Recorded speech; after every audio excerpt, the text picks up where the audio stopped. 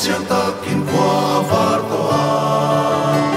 lui ra la kian lei a mi chan dam te an om khom hunin ki ta ming an lam hunin ka om phota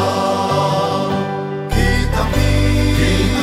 an lam hun chuanin ki ta mi an lam hun chuanin ki ta mi an lam hun chuanin ki ta min an lam hun chuanin ka oma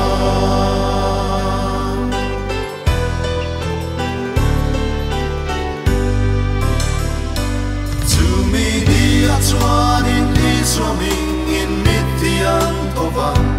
ama thole na ro pui na chang na wana an na mi kan ve non ko man ki ta ming an lam hun nin ka om pota ki ta mi an lam hun chuanin ki ta mi an lam hun chuanin ki ta mi an lam hun chuanin ki ta mi an lam hun chuanin ka oma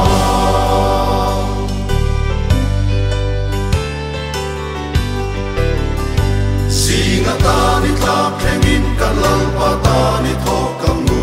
a ngai na mak song song ni shil lam mu